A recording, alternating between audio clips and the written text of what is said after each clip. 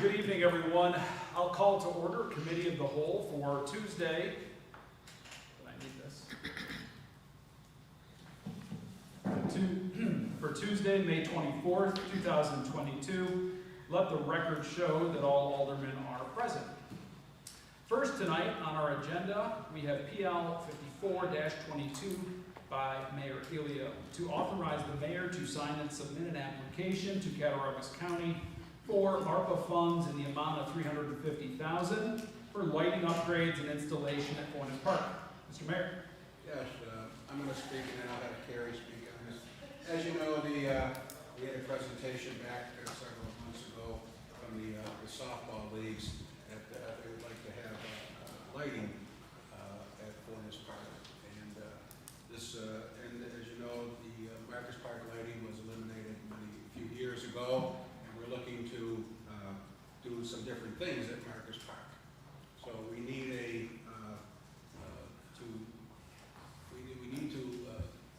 we would like to light a couple of fields at Fornes that would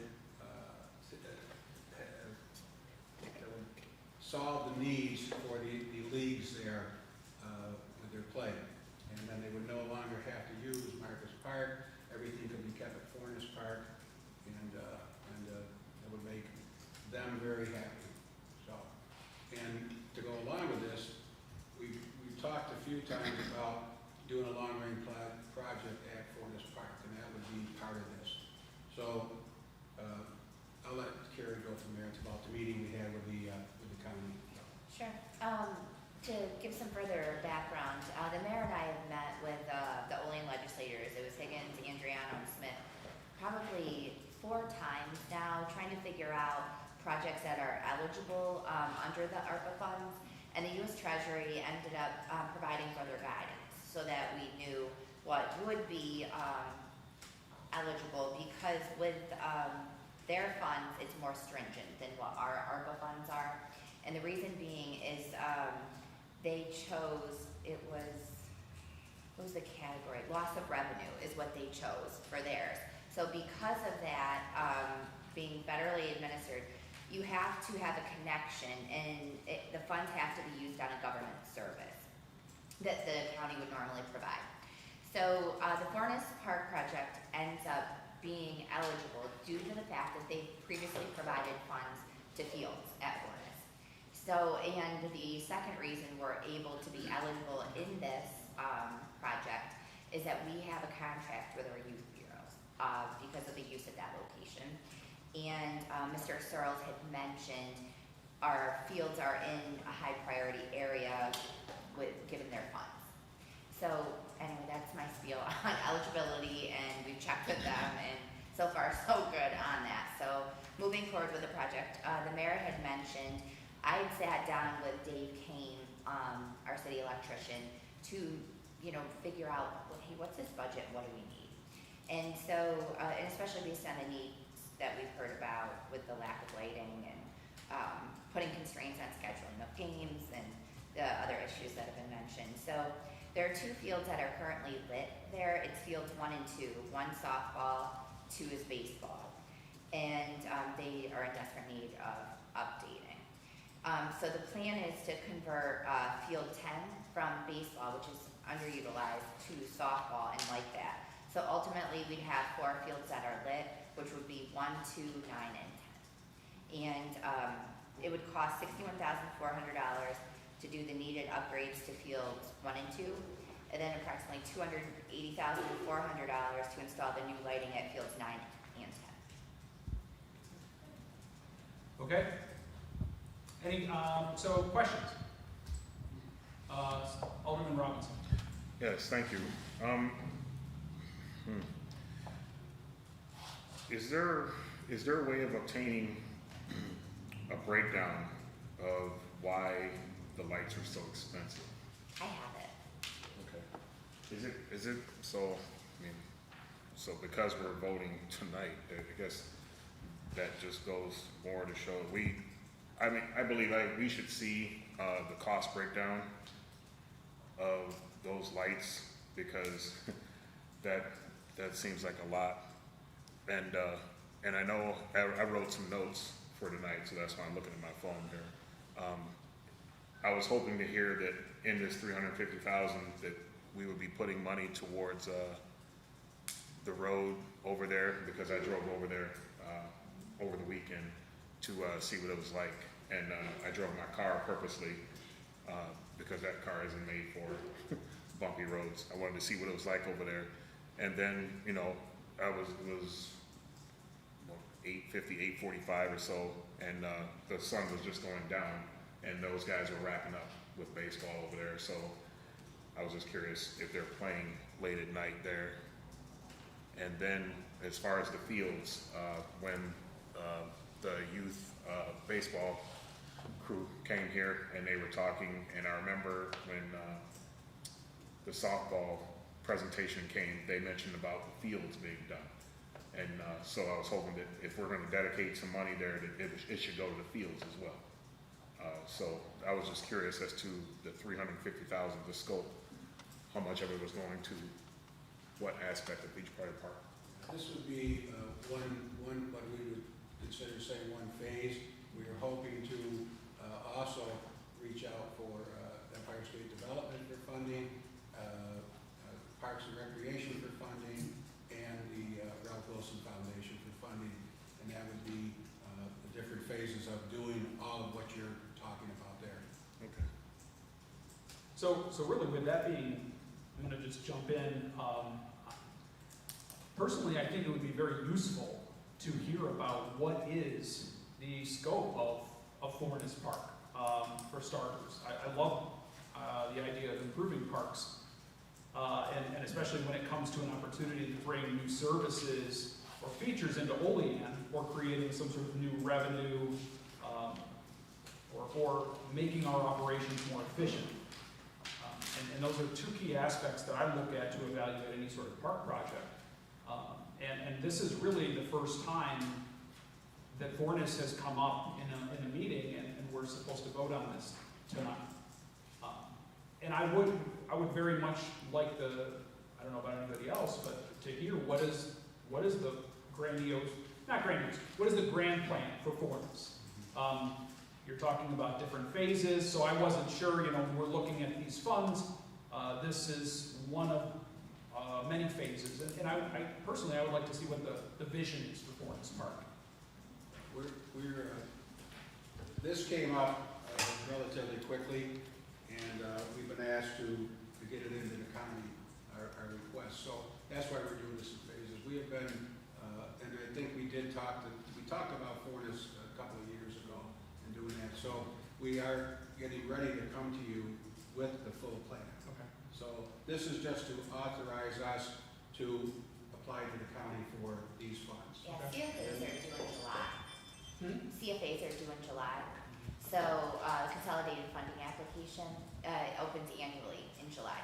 So that would be, I would come, I don't know, next month then, because I would be needing to work on these applications and write them to Parks and Empire State Development.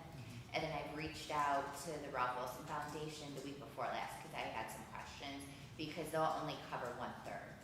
So I need to show match funds, 350 from the county, Empire State Development, us going after them, us going after parks, and then there would have to be some city contribution at some point. I'm not that far into a budget.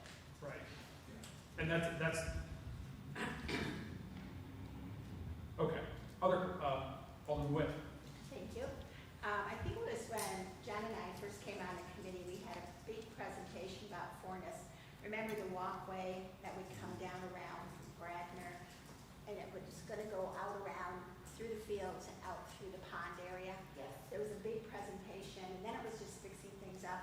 I don't think we talked about lights at that time. That's been something new. And I think what Mary Olean said about taking the lights out of Marcus makes it more important to put them over in Fornes.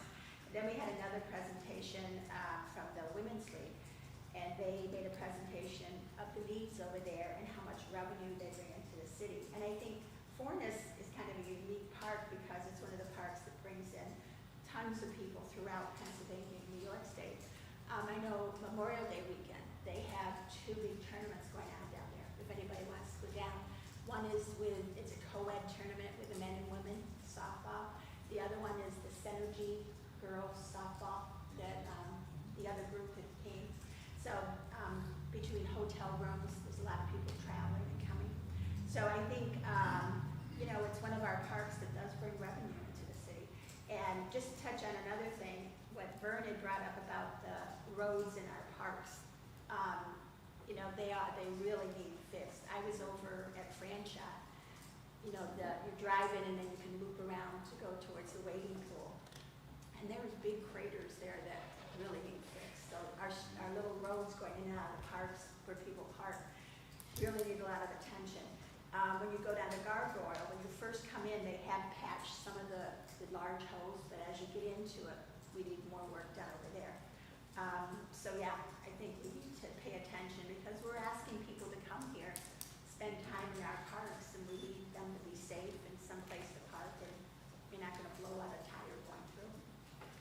But yeah, we did have that presentation. Alderman Gonzalez. Yep, so I guess my only question, first of all, if the county wants to give us this money, if that's the thing, we'd be stupid not to take it, right? My only question is what strings are attached to it, right? Like, what kind of local match? I know part of the overall, like, if there's an overall vision, which I'm hearing that there is, obviously we're gonna have to have some skin in that game as well.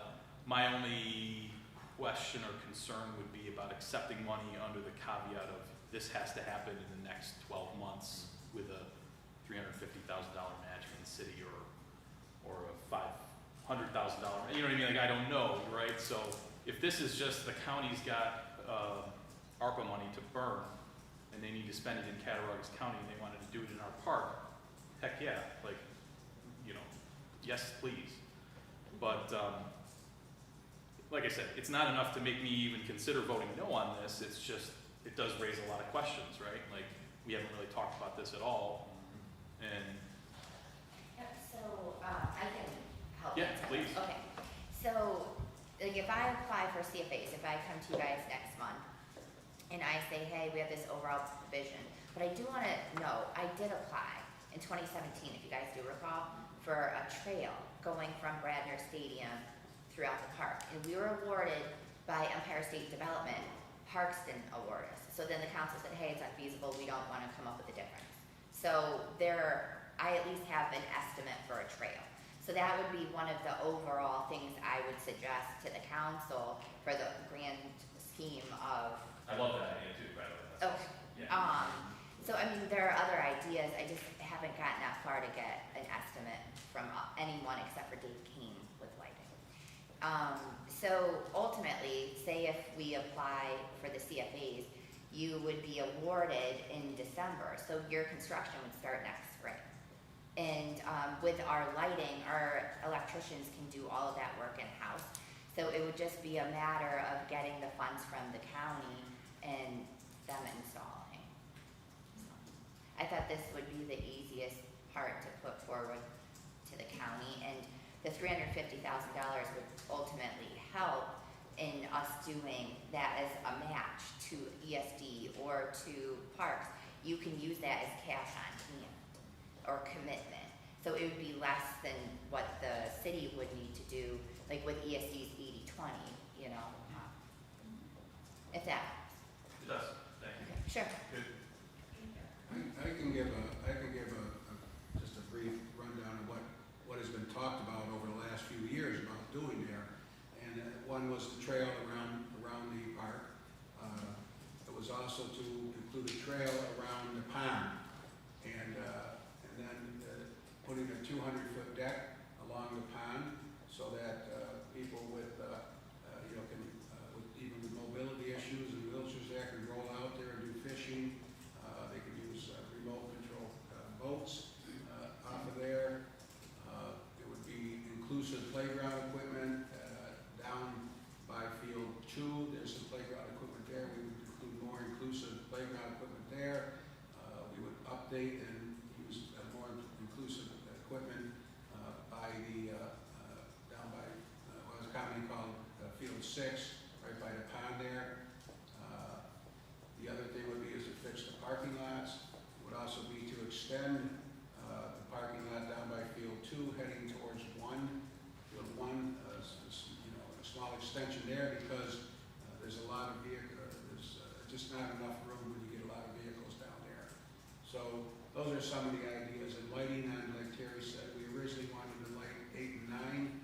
We found out that 8, with the power lines going through there, you can't do it. You got to be 50 feet from the power lines to put up poles. So that's some of the things that has been talked about there. It's also been talked about another restroom facility down by 8 and 9. There, David doesn't like that. Careful. But that's some of the plans that has been talked about. So as Gary said, we're starting to put that together, and we'll be coming to you shortly with maybe some concept drawings, for that, and that's fixing the fields, like is requested, the parking lots, fixing the fields.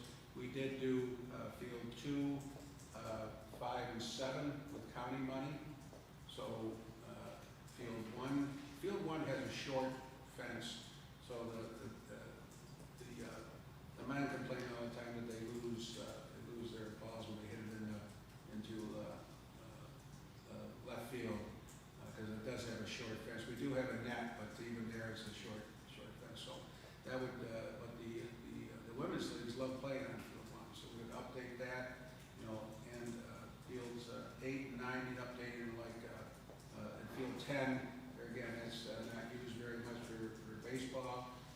We have started using franchise for baseball, and they like it down there, and that's always been a good park to play baseball, and that won't interfere with our soccer leagues that want to use it this summer. And so it's like it's a good thing for franchise to have some more activity down there.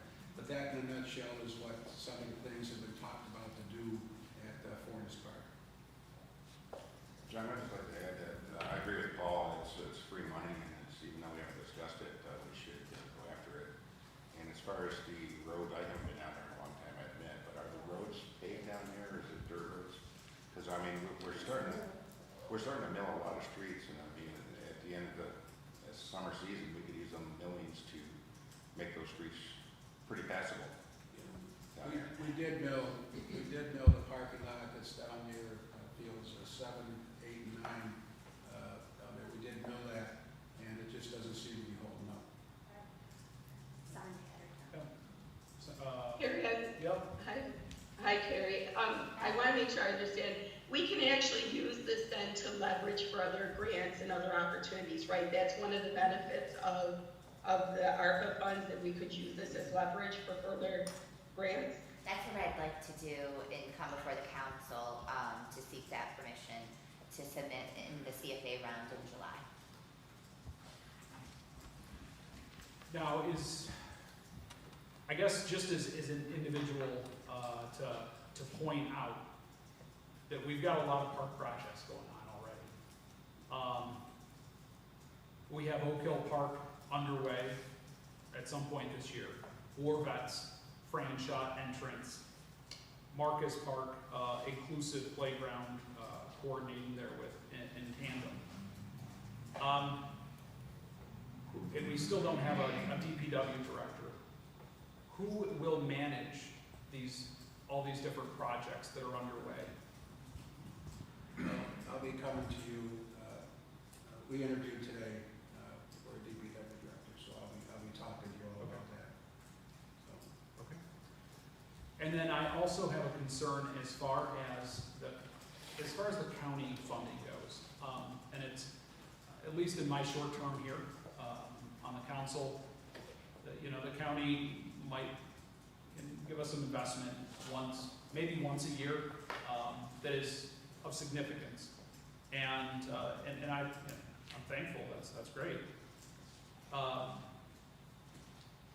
Has there been any discussion with the county as far as the levy reaccreditation or any concerns with that? I'm just thinking of larger scale, multi-million-dollar hits that are going to come to Olean, and we're going to be looking for, I'm sure, a variety of different funding sources, and possibly the county is one of them.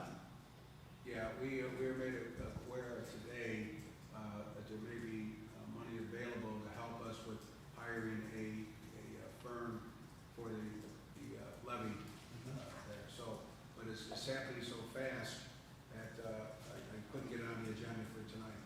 But I'm hoping to reach out to all the aldermen early next week or this week, later this week, to give you some information on what's going on there and get your approval to apply for a grant that may help us with that. We will have on for the next committee meeting, we will have on a presentation on the levy and what the companies have been, they did do an RFP, they did a request for proposals in the 4 companies. But we just found out today that there may be some money available to help us. So it's like everything is bang, bang, bang. So we will be reaching out to you. Very good. I do have one more question. What's the annual cost of running the lights? Well, they'll be LED, so it's going to be significantly less than running like the ones in the stadium. I don't have that figure, but I know it's usually significantly less. Is that, Linda, you have that? Yeah, no, I was just gonna say, I think when we raised fees, we also raised the cost of, groups paying more towards the lighting, so that helped too. Vernon, that's outside of your expertise, right? What's that? LED spotlights. LEDs are a lot brighter than the high pressure sodium lights.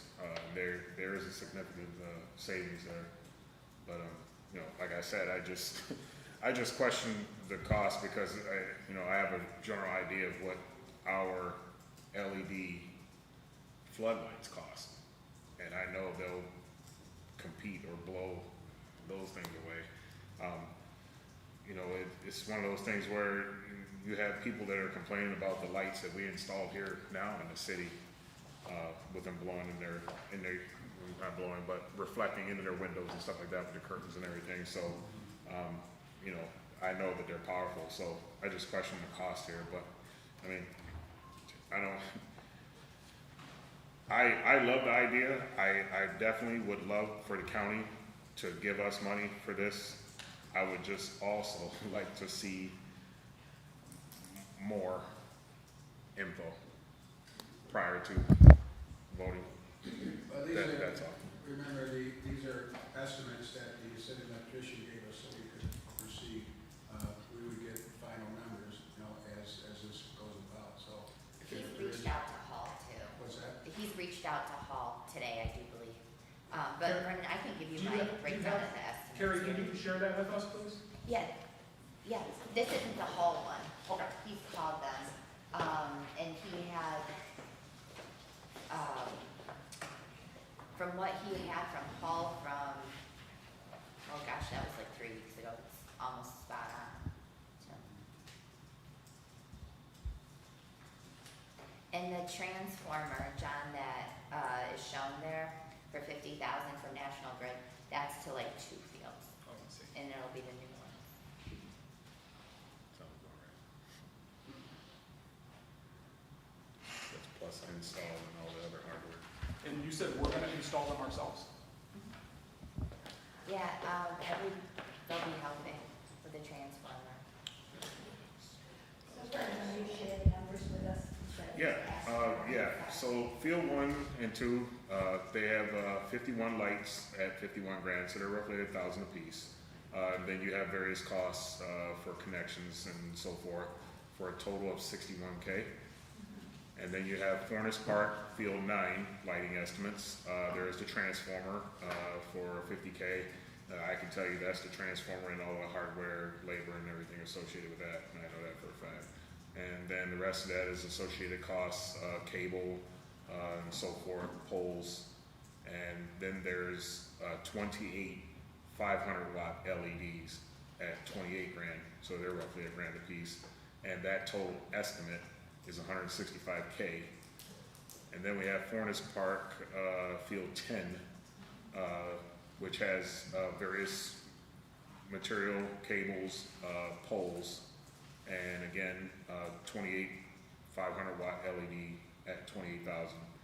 So this one is minus the 50, or the transformer, so it's roughly 150,000. And that totals out to be 341,800 after the estimate, so. Okay, so that is, so the whole entire thing is for all lighting. Okay. It's for lighting, yes. And so I had requested 350,000, for some contingency. And then when Dave had reached out to Hall, I mean, there's obviously different grades of materials, so that leaves some room for those items. And just to reiterate, Bill, what did the county do, the Little League fields over there? They did, yes, they did the Little League field, which is separate. Yeah. But then they also did fields 2, 5, and 7, which are our fields. Okay. Okay, and that was complete remakes of the fields.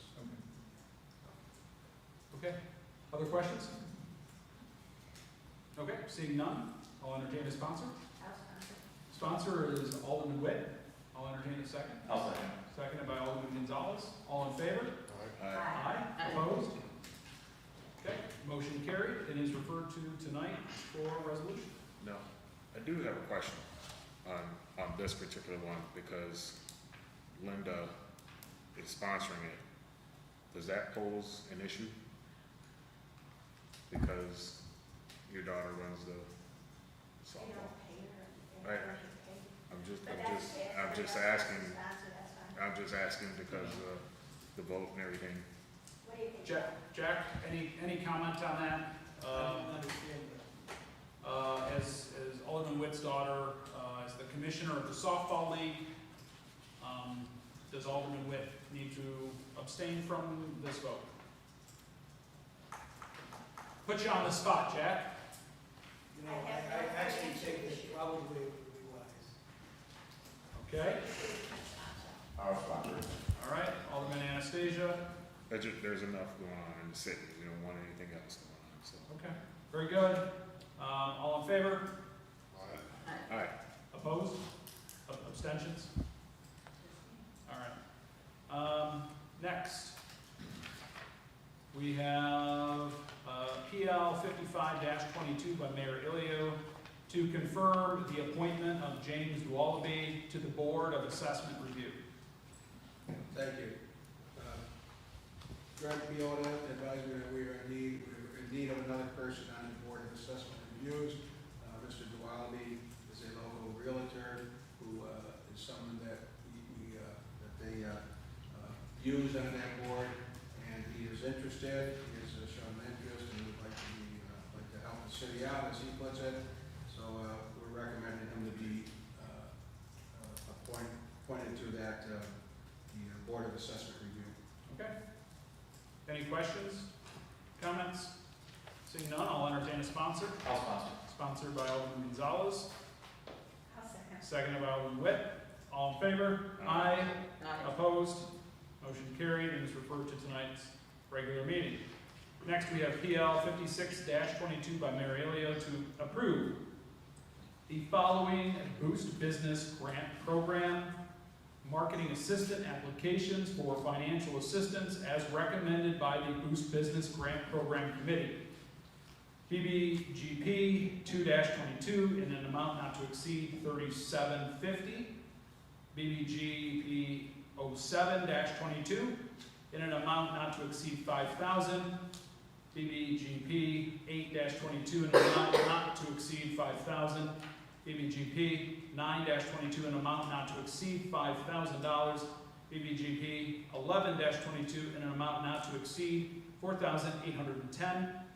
BBGP 12-22 in an amount not to exceed $5,000. BBGP 13-22 in an amount not to exceed $5,000. BBGP 14-22 in an amount not to exceed $5,000.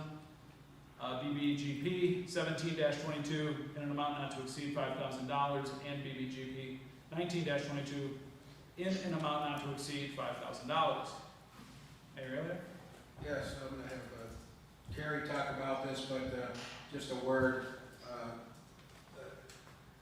This is fantastic as far as I'm concerned. We have all these businesses that are reaching out here to take advantage of this opportunity.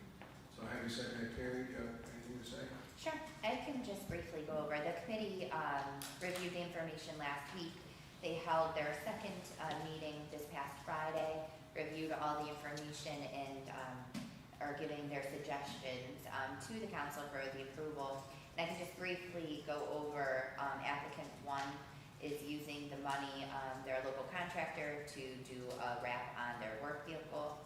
Applicant number 2 is using the funds. They're located in the downtown for a professional lighted sign that will be fabricated and installed on its facade. Applicant number 3 is a downtown business that will be developing a new logo and marketing materials. Applicant number 4 is a downtown business using the funds for a marketing strategy with multimedia components. Applicant number 5 is a downtown business. They'll be doing an addition of their web page to their existing website, so you can purchase retail products and also to purchase signage. Applicant number 6 is a business located on West State Street. They will be using the funds for marketing photos and video commercial production. Applicant number 7 is a downtown business. They'll be using the funds to create promotional items and increase digital presence on their social media outlets. Applicant number 8 is a home occupancy business located within the city limits, and they'll be using the funds to enhance their website and social media presence. Applicant number 10 is another home occupancy business located within the city limits. They'll be using the funds to expand their social media, their web marketing, advertisements, and signage. Applicant number 10 is also a local contractor that will be doing a vehicle wrap and website design. Awesome. I think this is incredible. Great job by Carrie and her coordination, along with the members that serve on the Boost Business Grant Program Committee. Any comments and questions? Alderman Witt. Yes, I just have a couple questions. So one of my questions was answered. You don't have to be downtown. You can be anywhere in the city to apply for these grants. For this one. For the marketing, correct, Right. within the city limits. Right. Okay. And another question someone had asked, is this tax-free or do they have to pay taxes on the ARPA funds? That was just a question somebody had asked me. Sales tax? Yeah. Yes. Any kind of tax. Yes, Like it would yes. be improvement or something. Yep, sales tax. Yeah, they have to, yes. It's considered taxable income?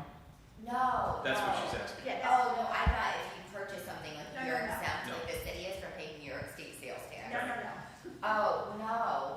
Now, here's the thing. W-9s are issued, and it's in all the documentation. They're issued to contractors and consultants.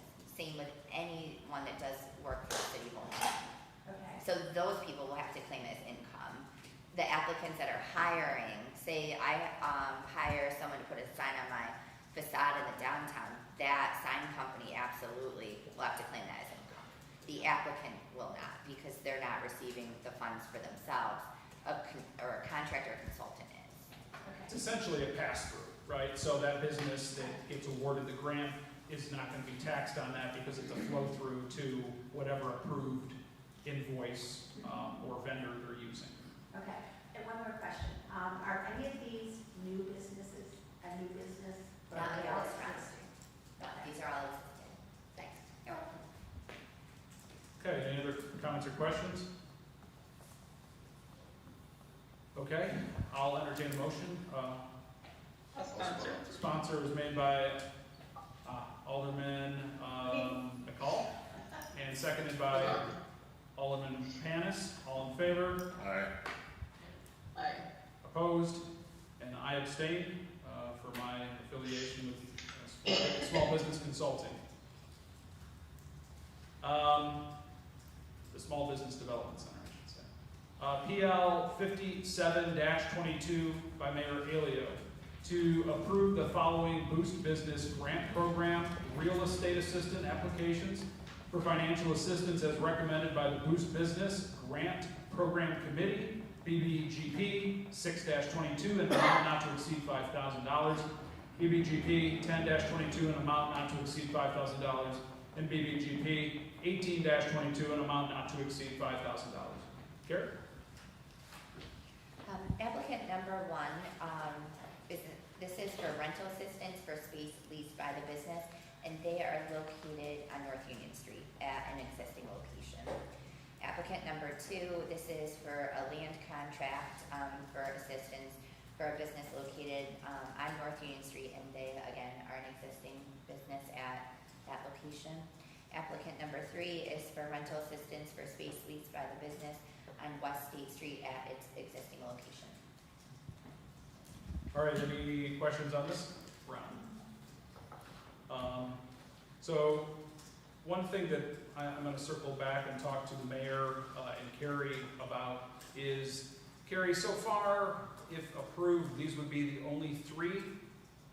There were none in the first round. Is that right, Carrie, for the real estate assistance? That's correct. I did receive a fourth. It was past the deadline. Okay. And I do know of others that are planning to apply for the real estate. Okay. And just as an update to where we're at with the funds, we have approximately $20,000 is all that's left in the marketing program. And then we have approximately $80,000 that's left in the real estate assistance program. And the next due date is June 10th. Okay. Okay. So, you know, I guess we can continue to see how that plays out. It had been brought up to me whether or not we would want to potentially open it up for the real estate assistance to any location in Olean, rather than just the downtown district.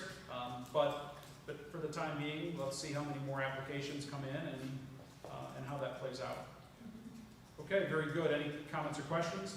Seeing none, I'll entertain a sponsor. Sponsored by Alderman Witt. I'll second. Second by Alderman Robinson. All in favor? Aye. Okay, against? And I abstain. Again, my affiliation with Small Business Development. PL 60-22 by Mayor Alio to authorize the mayor to execute a third-party operator agreement for the Olean Area Transit System, extending the existing contract between the City of Olean and First Transit Incorporated for services for the period June 1, 2022 through May 31st, 2023. I bet that's going to be Carrie. Okay. As you may recall, in December of 2019, I did a competitive request for proposals for the third-party operation for our transit system. And the contract then was awarded beginning in 2020. So with that, we have the option to renew up to 3 times, each being a 1-year term. So I came before you guys last year and made that recommendation. I'm doing that again. First Transit has continued to be an excellent provider and third-party operator. So I would make that recommendation for the renewal for this upcoming fiscal year. Okay, very good. Any comments or questions? Alderman Witt? Yeah, the spelling of Olean, is that just a blue on here on the resolution? It's. Yes, that is, yes, Is it okay? that's correct in the resolution. Okay. Any other comments or questions? Seeing none, will I will entertain a sponsor. Sponsored by Alderman Anastasia and seconded by Alderman Witt. All in favor? Aye. Opposed? Okay, motion carried and is referred to tonight's regular meeting. I'll make a motion to adjourn. Can I get a second? So second. Seconded by Alderman Gonzalez. All in favor? Aye. Opposed? Okay, we are adjourned. At this time, I will call to order the regular meeting of the Common Council for Tuesday, May 24th, 2022. Will the clerk please call the attendance roll? Alderman Witt, Here. Alderman Panis. Here. Alderman Gonzalez. Yep, I'm here. Alderwoman McCall. Here. Alderman Robinson. Here. Alderman Anastasia. Here. President Crawford. Here. All present. All right. At this time, instead of our normal invocation tonight, I would ask that we all stand, please, and bow our heads, and have a moment of silence for the lives that have been lost in Buffalo recently, and in Texas, for the senseless and heartless acts of violence. And I ask that God have mercy on those that were lost, and give strength to their families.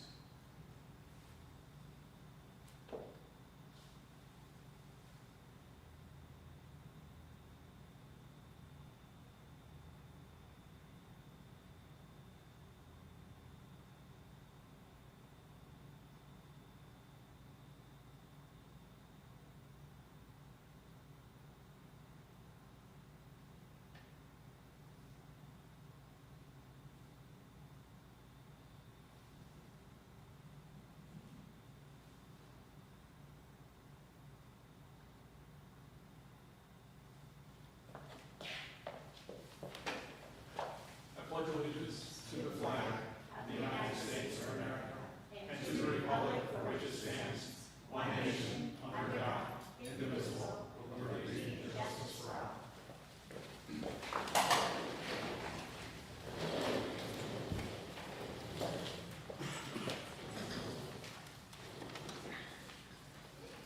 Reading, correcting, and approval of the minutes of the previous regular meeting. The regular meeting of the Olean Common Council was held on Tuesday, May 10th, 2022 at 6:25 p.m. Present, Alderman Crawford, Witt, Panis, Gonzalez, McCall, Robinson, and Anastasia. None were absent. I'll make a motion to approve the minutes of the previous regular meeting. Can I get a second? Sorry. Seconded by Alderman Panis. All in favor? Aye. Aye. Opposed? Motion carried. Committee reports and unfinished council business. None. Communications from the mayor. None, thank you. Miscellaneous communications. None. City official reports. None. Proposed legislation and referrals. PL number 53-22 by Alderwoman McCall, referred to the regular meeting Tuesday, June 12th, 2022 for resolution by Council President. PL number 54-22 by Mayor Elio, referred to Committee of the Whole Tuesday, May 24th, 2022 by Council President. PL number 55-22 by Mayor Elio, referred to Committee of the Whole Tuesday, May 24th, 2022 by Council President. PL number 56-22 by Mayor Elio, referred to Committee of the Whole Tuesday, May 24th, 2022 by Council President. PL number 57-22 by Mayor Elio, referred to Committee of the Whole Tuesday, May 24th, 2022 by Council President. PL number 58-22 by Mayor Elio, referred to Strategic Planning Committee by Council President. PL number 59-22 by Mayor Elio, referred to Strategic Planning Committee by Council President. PL number 60-22 by Mayor Elio, referred to Committee of the Whole Tuesday, May 24th, 2022 by Council President. PL number 61-22 by President Crawford, referred to Finance Committee by Council President. Okay, before I go into public comment, I'd like to give an opportunity to any of the aldermen to make a statement at this time. Alderman Robinson. Thank you. I got three things I wanted to bring up real quick. First, thank you for the moment of silence. I think that was something that we needed to do to show our support for the people that are suffering, from these senseless killings. And that brings me to point number one. You know, I wanted to say our heart goes out to the people in Texas. There was a shooting today. 14 children and 1 teacher were killed by an 18-year-old. You know, this, when I hear about things like this, I don't know how other people get, but I get emotional, I get upset, and it really bothers me. So this is something I want to bring up in Public Safety Committee on June 7th on this very topic. So I'll wait till then to bring it up. Then second, I guess this one's for you, Mayor, the grass on Ponderosa. That was an issue last year with the grass growing down there along State Street. You know, everyone is taking care of their part down there, and that one section down there, they seem to be repeat offenders. So I think it'd be nice if we can send someone down or give that organization a call and say, hey, can you take care of that small section there? And then to end this on some good news, while my wife and I were driving through town before I went home for the day, driving around, and I saw the wayfinding signs. And I thought they looked absolutely beautiful. They make the street pop. They seem to be sitting at each of the intersections as you drive down North Union. So if you haven't seen it, check them out. All of them have writing on both sides, the ones that are installed right now. I see that there's a big one that's going to be put up across from Community Bank, I think it was. That one is not up yet. And then if you get to the very beginning, if you're coming into town from Pizza Hut, there's the first one you come to that says "Welcome to City of Olean." I like that, and it's got the logo up there. I think that's a nice touch, and it's helping that area come along. So that was it. Yeah, just so you know, because it's probably going to be, it's probably already out there on Facebook, but the sign at North Union and Sullivan Street, the arrow is pointing in the wrong direction for Olean. I think it's Olean High School. It's either Olean High School or college. It's both. What is it? They're both incorrect. They're both incorrect. Okay, so that is on the company. It's not on us. So they are going to make it right, and they are going to put some temporary, put a temporary fix to it, probably tomorrow. But they will do a new panel, and that will be changed out. So. Okay. And also the digital sign is being erected at the over at the stadium too. I meant to mention that too. Yep. And in Warner's Park, right across from the stadium. Better late than never. Hey, Alderwoman McCall. So I would echo what Vernon said, and given a lot of thought to the lives lost in Buffalo and Texas, and thinking about Buffalo and what we need to do as a city to prevent something similar. And I know, Mayor, you're working on the Equity and Inclusion Committee, and I guess when you and I get a chance to talk, I'd really like to be a part of that. And I know that that's something that it's overarching in terms of its importance. There's not one certain thing or one specific thing, but I think that anything we do to help people, tolerance is not even to begin to be the right word, but to be able to treat people with fairness and equality and care. We need to move on sooner than later. The last thing I want to be doing is sitting here having a conversation because something horrific happened in our own community. And I know that the person who decided to commit the murders in Buffalo came from outside of Buffalo. But I think we also need to talk about, Vernon, you talked about the safety committee, what things do we do to kind of make sure that we're prepared if something horrific like this did happen. Okay. Thank you. Anyone else? Alderman Witt. Thank you. And I can only echo what both Vern and Sonia said. And the sad thing is, Olean was one of the first places we had a school shooting, if you don't remember back in the 70s. Yep, I was a nurse at the time, and I remember that day, and we haven't learned much since then. And the sad thing is, you know, we were all shocked when Sandy Hook happened with all the small children. And ever since then, and yet nothing in Washington has changed. Nothing that our representatives, they just don't want to change. And until that happens, I mean, we can talk about it, we can send thoughts and prayers, which, you know, and if it's week after week, they begin to mean less and less.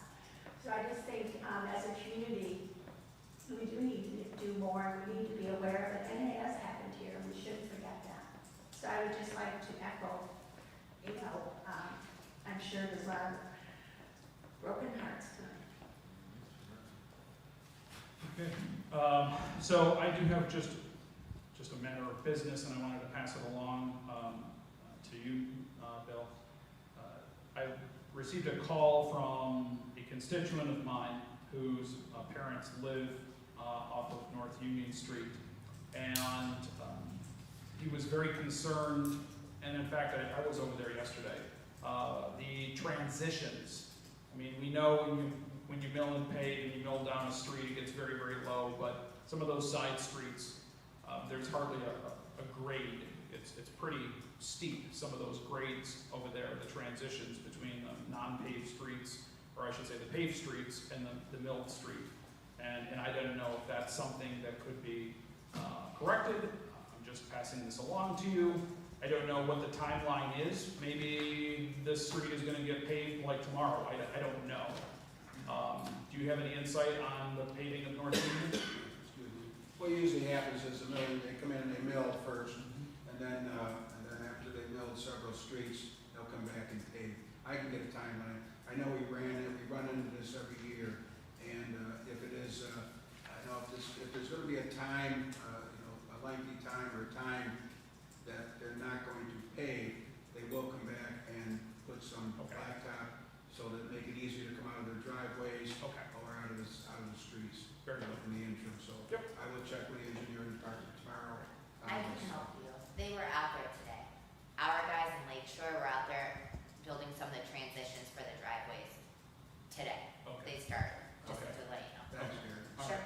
Because usually there is a period of time, a month or two, before they come back and pave, but they are fixing up those They transitions. were working on transitions today. They Awesome. were, all the crews were out. Great, thank you. I'll pass that along. Okay. I have a quick one. Just Yes. a quick question for the mayor. Alderman Gonzalez. Completion timeline for the project out front and for the project down in front of the bistro / Union Whiskey. I think the timeline is to have that done by July, so we'll see how that moves along. Which one? Out front here, they're moving right along with it, so that should be probably within the next month, we'll see that done. And the bistro, I know they're waiting on the gas company to put those gas services in, and the same way as down in front of the old OBD building, and they were back out there working on it today. So we've been given a timeline of probably July for most of these projects to be done. They'll be doing the sidewalk, that too, along the street.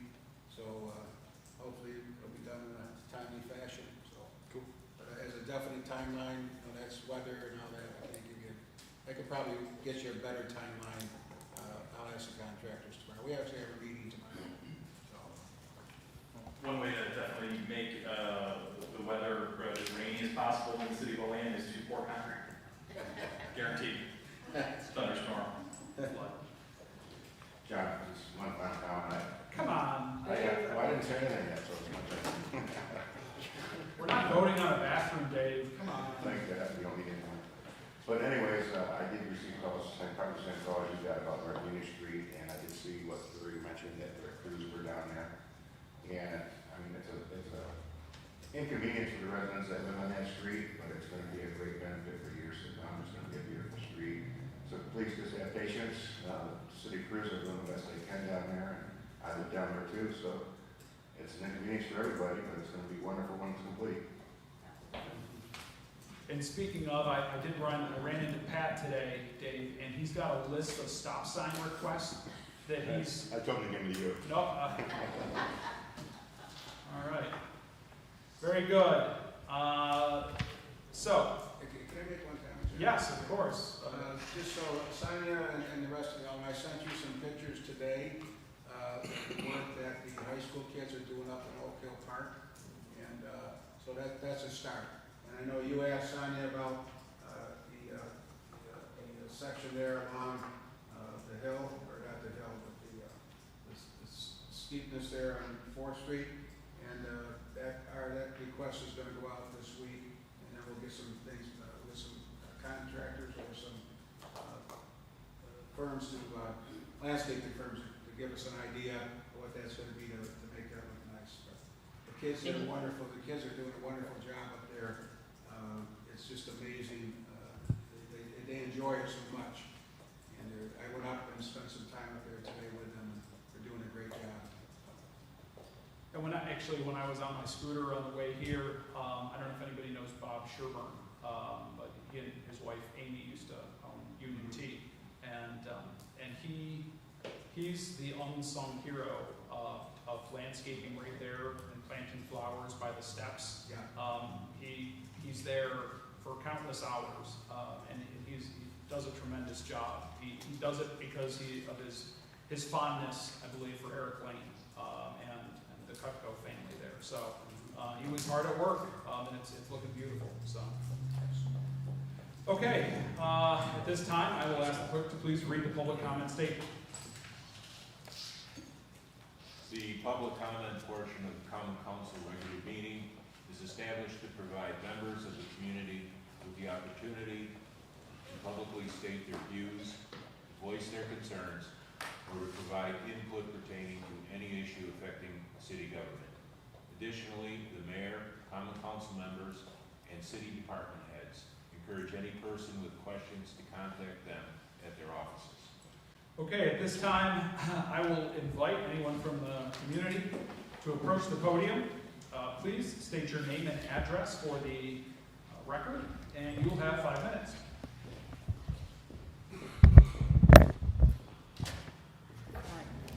Is this on? I talk pretty loud, so I probably don't even need it. I have some documents. I have 3 for this side, 3 for this side that I'd like you to have in front of you. So thank you, I appreciate that. So that I can tell you a story in a short period of time. For the record, please. I'm going to give it to you. Just give me a second. So, my name is Charlene Daniels, and I'm the owner of the property at 306 South Berry Street, Olean. And this is very emotional for me because it doesn't matter. So, I'm here to get your support to allow me to retain a 4-foot chain link fence that I constructed in the easement of my property.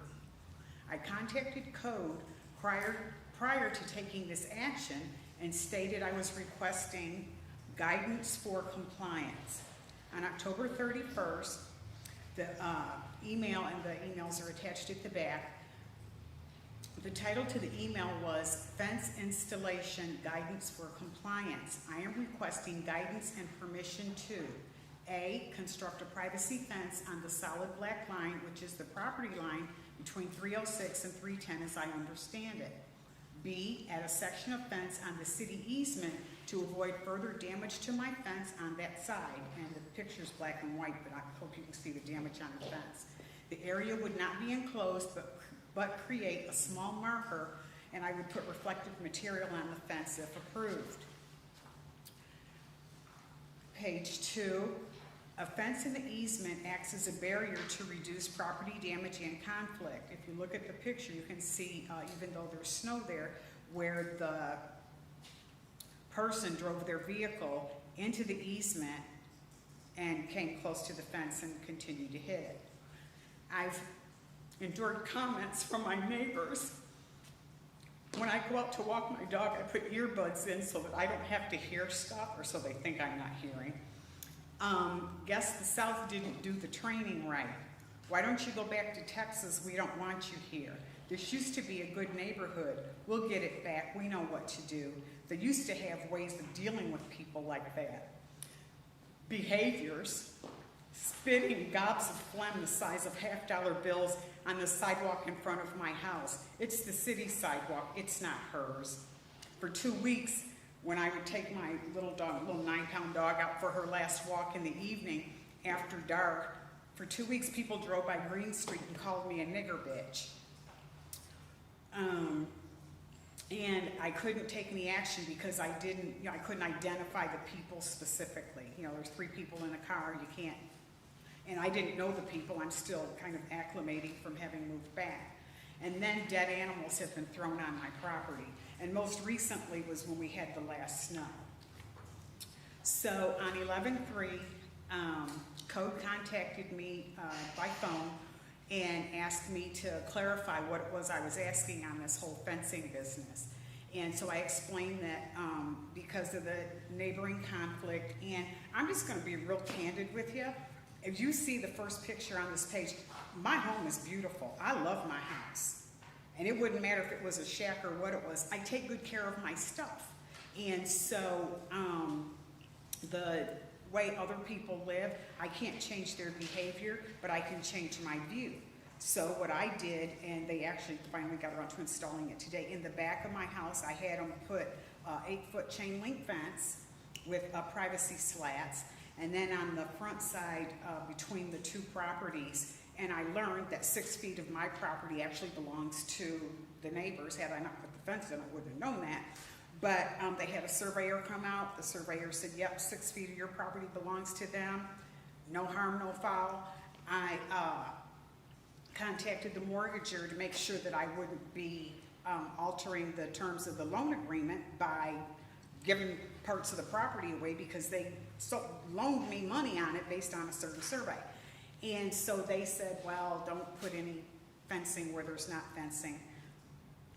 Well, they're probably gonna get after me because I had the fencing company just continue the fence down the sidewalk so that there continues to be the barrier. I don't have to look at their property and they don't have to look at me. And the primary reason is if I'm sitting in my recliner and I just glance to the left, I see their unkempt property. Well, like I said, I'm not going to change their behavior, and I'm a solution-oriented person. My goal is for me to be happy in my house. That's all I want. So I constructed the fence. Like I said, they're doing it today. But what Code told me, because I told him about the privacy slats, he said if it's no more than 4 feet tall and does not have the privacy slats, which would obstruct vision. So that's why I had the fence put in there, because I saw it and got what I considered to be approval. And then later, I sent Code an email saying I'm trying to understand.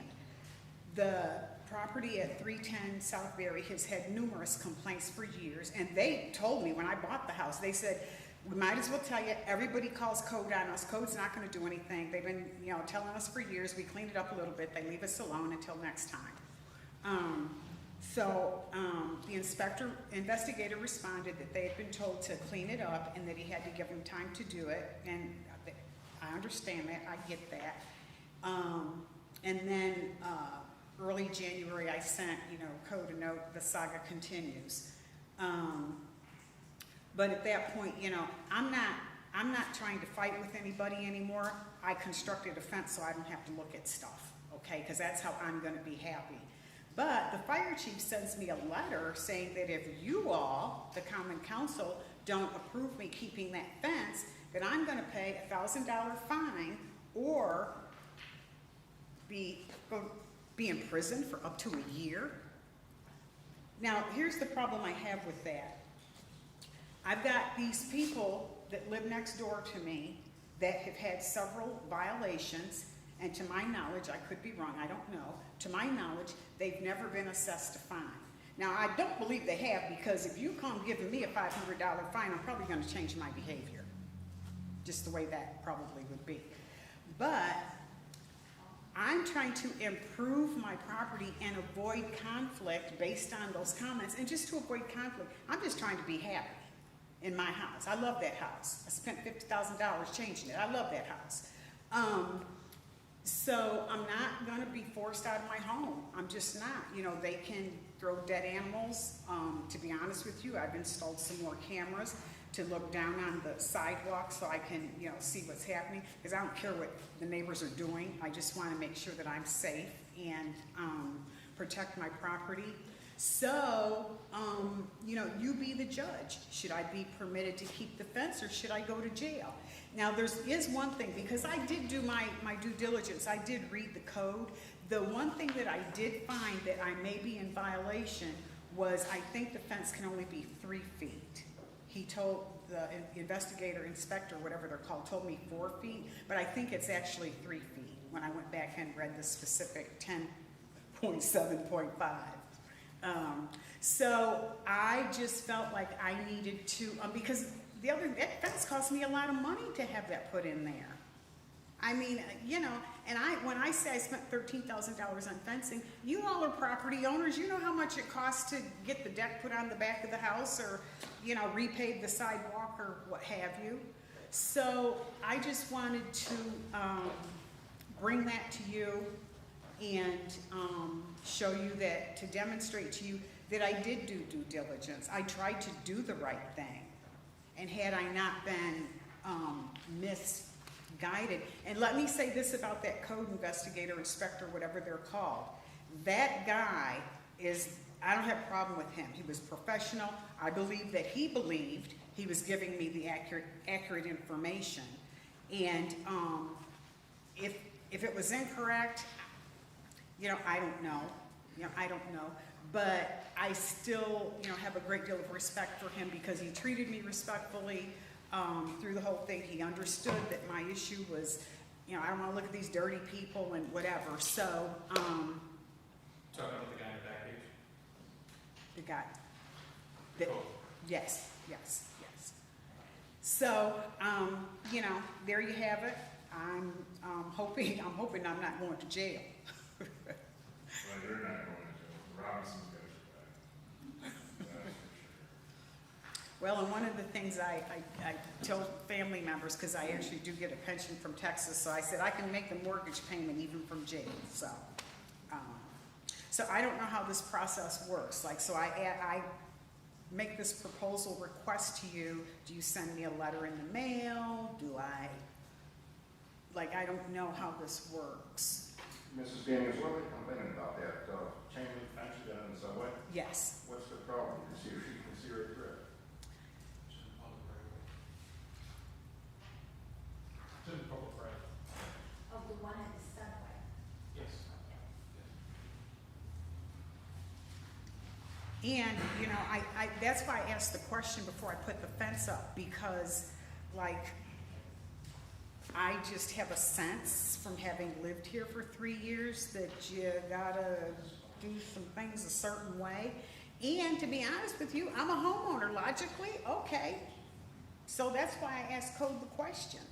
So my recommendation, Daniel, is that you would, if you were asking for any sort of variance to that, to our code, that you would work with your alderman to get that brought forward. And so, who's your alderman? Mr. Gonzalez. So you could reach out to Paul. Paul then would bring that forward before the council. We would probably have code and the fire chief speak on what the rules are, and then collectively we would either vote yea or nay to allow for that variance to the rule. If that's how it indeed Is that, I'm not trying to pawn this off on the board, but isn't that like but the fact is it's already in place now, right? well, yeah, they do that all the time. There was a garage a couple years ago that was in the wrong spot. I mean, This doesn't happen every day, so we don't have. Yeah, well, like me, I'm with you. So we'll Figure it confer out, okay. and talk to the mayor, talk to the city attorney, and figure out what's the proper channel for you to, at least, there should be, you should have your date in court, right? Whether it's on behalf of the council or one of the boards, we'll figure something out so you can at least state the case instead of just public comment, okay? Alderwoman McCall? I just wanted to tell you how sorry I am and appalled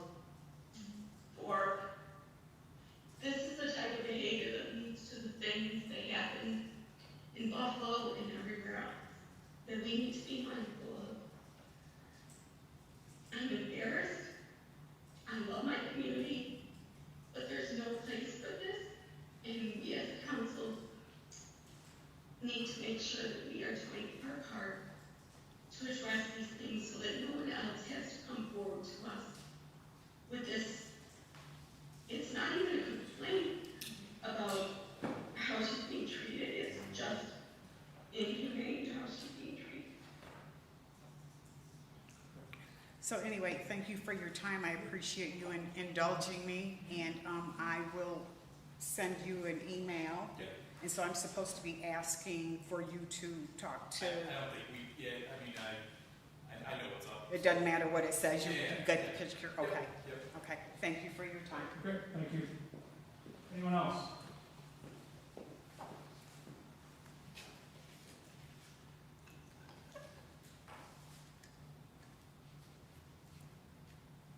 Hello, Olean City Council members and Olean community. I stand before you as a person who on multiple occasions has been verbally and physically assaulted by individuals in our community.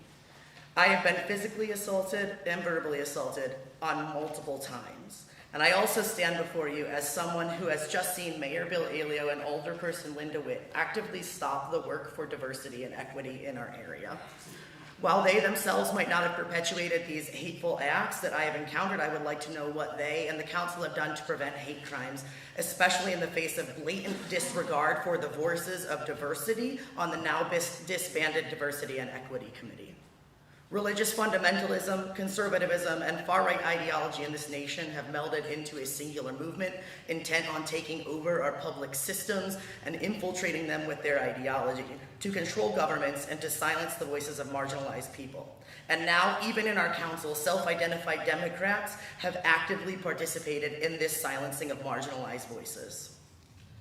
Black people, Muslims, poor people, LGBTQ people, and disabled people have been the public target of local leaders and community members from this community, not the least of which being the example that we just heard. And now to make matters even worse, diverse people are actively being silenced by Mayor Aleo and Alderwoman Witt, actively disbanding the Diversity and Equity Committee, a fact that has been covered up for months now by Bill Aleo's direct refusal to talk to the news media. Mayor Aleo has failed to take a stand against hateful ideology, an ideology that has consistently been the breeding ground for the domestic terrorism that we saw play out in our region of Buffalo this past week. In the wake of a blatant white and supremacist hate crime, Mayor Aleo also had the nerve to post a Facebook status saying, "Our deepest sympathies and prayers go to the victims and their family. The hatred must stop." So Mayor Aleo, how do you propose that the hatred is going to stop when we silence marginalized voices in our community by disbanding the Diversity and Equity Committee that challenged you and you said, "Ooh, I'm uncomfortable"? They brought up that something was racist and you shut down the committee. So how do you propose that we're stopping hateful ideology from developing in very tangible ways in our community? These words are exactly the reason that hate crime exists. Because of a lack of genuine action on the part and leadership, in particular our white leaders. Mayor, you have no right to pretend to care about the black community in Buffalo when you have actively silenced the black people that live in your community. You have no right to feign horror at these actions and then actively work against police reform, racial justice, LGBTQ awareness, and countless other issues that have been raised to you by community members in the days, months, and years since the George Floyd protests. As a matter of fact, while presented with a 5-foot-tall statue literally plastered with racist comments from local individuals and stories from local minority individuals, you literally failed to address the elephant in the room then, and you continue to fail now. Proving the point of the Oleander who said, "It's hard to fight racism in a town that doesn't acknowledge it exists." If you send condolences to the Buffalo shooting victim's family, but do not work to actively combat the evils of white supremacy and systemic racism, it is lip service and politicking. You, Mayor Aleo, and others who have collaborated in the silencing of marginalized voices, you are then complicit in the culture that creates hate crimes, and no amount of thoughts and prayers will ever change that. Ever. Only acknowledgement and intentional anti-racist practice and policy will change that. The move to disband the diversity committee when confronted with the real voices of marginalized citizens is the sign of a complete lack of action and empathy from this administration. You have been presented with the opportunity to act. As a matter of fact, you've been presented with multiple opportunities to act and to listen and to create a safe community, and yet you continually silence and demean the voices of our own community members. We have heard more about parks and softball fields and water pumps and privileged neighborhoods and photo ops than we have had genuine engagement with the issues that we face as a community. We will fight for more lights in our softball field while Franchot Park, which is largely a minority park, sits decaying. I think that is more than an allegory. It is grievously unacceptable for privileged white people to decide that the diversity committee is not beneficial. Moreover, I would argue that it is actively perpetuating racism and injustice. We have had Muslim, queer, and female citizens stand up in public and tell very real stories of violence that they have suffered on our streets. But instead of acting to protect our diverse community, city leadership has created tepid responses only when their arms were twisted, and half-hearted committees that have been siloed and siloed again. We have allowed hate speech and systemic racism in our city to go unchecked, and we have done nothing to root out the ways in which it has affected our systems, largely because it benefits those who are in power. At the end of the day, there is no common ground to be found when people believe that an acceptable response to marginalized people calling out racism is in fact to disband the diversity committee. We have no common ground to move forward. That is the tangible work of harmful ideology that has infiltrated our public sphere and continues to harm our citizens. It is embarrassing that in 2020, after 3 years of racial justice efforts, thousands of local protesters, 3 town hall meetings, countless vigils, we're still advocating for a diversity board. That's the bare minimum. The beauty of Olean is that we are diverse, perhaps the most diverse in our region. We have a fantastic community, and it's time that all of that community be represented and respected, because elected officials are beholden to everyone, all of us, not just straight white Catholics. The DEI committee must be reinstated, and quickly, and it must be made up of actual diversity, not just handpicked by Mayor Alio to sit and be useless and stymied. And if the committee is not reinstated, and quickly, it's a blatant sign of exactly where the city leadership stands on the issue of racism and hatred.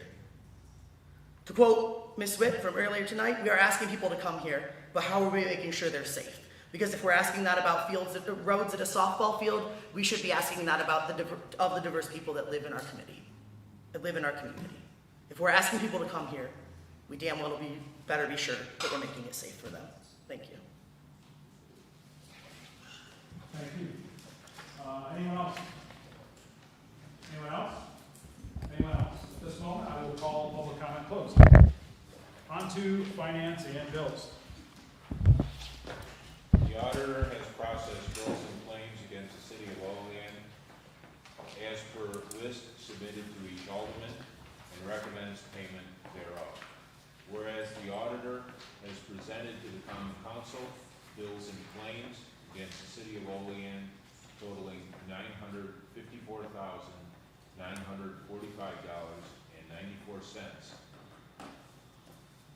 for the budget and recommends payment thereof. Now therefore be it resolved that the same be and are hereby audited and allowed, and the auditor is hereby authorized and directed to draw warrants for the payment thereof at the amount set opposite each respective claim. Okay, we received finance and bills earlier last week.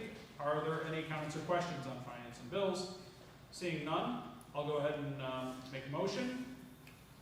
Could I get a second? Yeah, I'll second.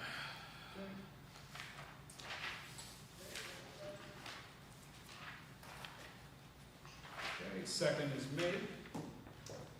Okay, will the clerk please call the roll? Alderman Witt? Yes. Alderman Panis? Yes. Alderman Gonzalez? Yep. Alderwoman McCall? Yes. Alderman Robinson? Yes. Alderman Anastasia? Yes. President Crawford? Yes. Passes unanimously.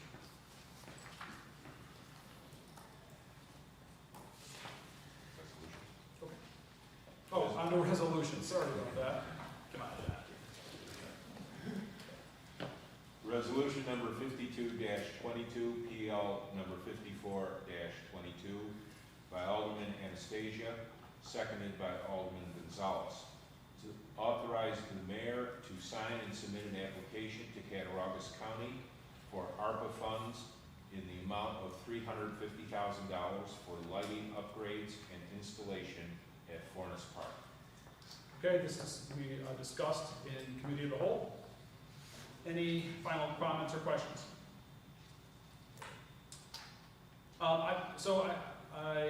Initially I was on board with this, but I don't believe I'm going to support this tonight. I support upgrading the lights on fields 1 and 2, but I don't think we need a Taj Mahal of softball fields and baseball fields in our community. I don't think that's fiscally responsible of us. We can't pick and choose when to be financially responsible. The Olean High School is building a $24 million capital plan that includes turfed baseball fields and new lighted baseball fields and softball fields. Last I knew, the population isn't going up in this community, and the fact that league play generates about $1,000 for the city of Olean budget, I'm afraid will put too much strain on our taxpayers, and therefore I don't think I can support this resolution. So I just wanted to let that be known. Okay, will the clerk please call the roll? Alderman Witt. I have to abstain because I'm the mother of the women's softball commissioner. I also would like to say, when it comes down to spending money, I think I'd spend it more on people getting out and enjoying the local, what we have to offer in our parks versus a dog park any day. So if I could vote, I'd vote for it. Abstain. Only dogs go to dog parks. That's right. Sorry, John. Alderman Panis. Yes. Alderman Gonzalez. Yes. Alderwoman McCall.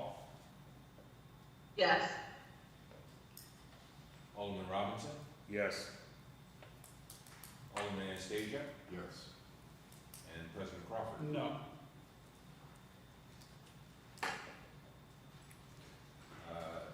Resolution passes 5-1 with 1 abstention. Resolution number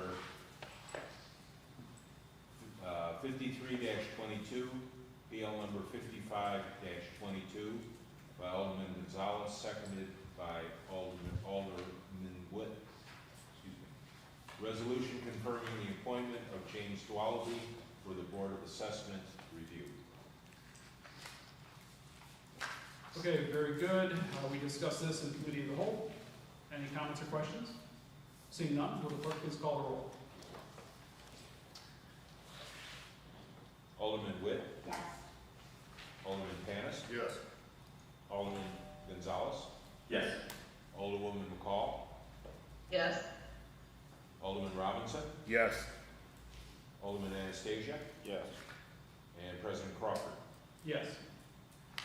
Passes unanimously. Resolution number 54-22, PL number 56-22, by Alderwoman McCall, seconded by Alderman Panis. Resolution to approve Boost Business Grant Marketing Assistance Program applications for financial assistance. Okay, this too was discussed in committee of the whole. Any final comments? Seeing none, will the clerk please call the roll? Alderman Witt. Yes. Alderman Panis. Yes. Alderman Gonzalez. Yes. Alderwoman McCall. Yes. Alderman Robinson. Yes. Alderman Anastasia. Yes. President Crawford. Yes. Resolution passes unanimously. Resolution number 55. I apologize. I had abstained it. I apologize. Changed to Yes, abstention. please. Yes. Sorry about that. Resolution passes 6 votes yes, 1 abstention. Thank you. Resolution number 5522, PL number 5722, by Alderman Witt, seconded by Alderman Robinson. Resolution to approve Boost Business Grant Real Estate Assistance Program applications for financial assistance. Okay, we discussed this one in committee of the whole. Any final comments? Seeing none, will the clerk please call the roll? Alderman Witt, Yes. Alderman Panis, Yes. Alderman Gonzalez. Yes. Alderwoman McCall, Yes. Alderman Robinson, Yes. Alderman Anastasia, Yes.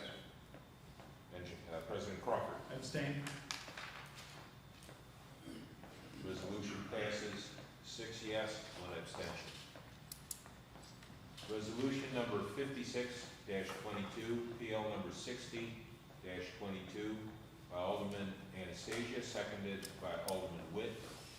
Resolution authorizing the mayor to execute a third-party operator agreement for the Olean Area Transit System, extending the existing contract between the city of Olean and First Transit Incorporated. Okay, this one too we discussed in committee of the whole. Any final comments or questions? Seeing none, will the clerk please call the roll? Alderman Witt, Yes. Alderman Panis, Yes. Alderman Gonzalez, Yes. Alderwoman McCall, Yes. Alderman Robinson, Yes. Alderman Anastasia, Yes. and President Crawford. Yes. Resolution passes unanimously. Okay, very good. Anything before we adjourn, Mayor? No? Okay, I'll make a motion to adjourn. Could I get a second, please? Second. Second, whoa, by Alderman Robinson.